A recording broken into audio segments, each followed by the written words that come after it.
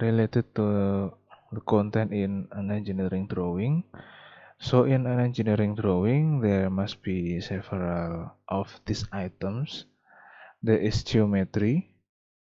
Geometry itself is the shape of the object that we draw, represented as views, how the object will look when it is viewed from various angles such as front, top, side, etc. Jadi mungkin adik-adik pernah menemui kalau ketika melihat gambar itu ada tampak depan, tampak samping, tampak belakang. Nah, gambar-gambar tampak ini kan memberikan bentuk dari objek yang sedang digambarkan. Tapi dilihat dari beberapa angle seperti itu. Then there must be such a thing as dimension ya. This dimension is a notation for size. This dimensional notation have rules. Everything in the drawing must be expressed in the same units. Jadi not just in accepted units, but also in the same units.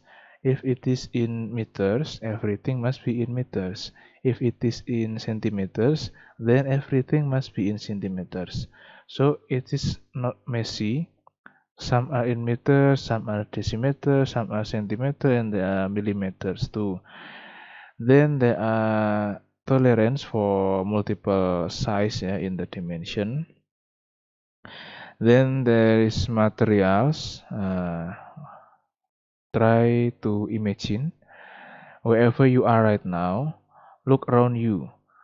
All the items around you are made of different materials. Now, if there is a building drawings, of course the building is made of several materials.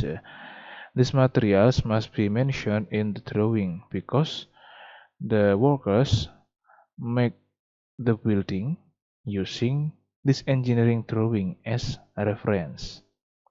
Then if we talk about buildings, there are other important things, namely related to finishing materials. There is a difference in finishing materials for building elements that are highlighted to spoil the eye. Of course, they must be made of excellent finishing materials. But there are also building elements that are only intended for functionality, not for beauty. Of course, the finishing materials are not as expensive as previously I described. Jadi ketika kita membuat bangunan itu ada bangunan-bangunan yang elemennya itu memang ditonjolkan untuk dinikmati keindahannya. Tapi ada juga elemen bangunan yang itu hanya diandalkan fungsionalnya saja. Jadi bukan untuk dipandangi tapi supaya berfungsi saja. Nah, tentunya antara dua hal itu kan akan membutuhkan material untuk finishing yang berbeda ya. Terutama untuk bagian yang to spoil the eye itu tadi harus dibuat sebaik mungkin supaya tidak ada cacat ketika dinikmati secara visual. Next, it is also important to know the types of lines in engineering drawing, yaitu the right of this the line types. It can be seen that they are all lines but different. They are all lines but different. Some are thick, some are thin, some are broken. Some are long and short. Like this, long, short, long, short, long, short. The description of heavy, medium, light is related to the thickness of the line. There is a visible type line. This is used to draw the edges of the visible object. Why did I say edges? Because when you draw two-dimensional object, two-dimensional drawing, the outlines will be drawn. For example, this is my hand. If I want to draw my hand, what will appear is this line drawing, this, then this, and this, yeah. Then there is a hidden type line. Yeah, hidden type line. This line is drawn short dash. Yeah, like this, short dash. Jadi putus-putus tapi pendek-pendek.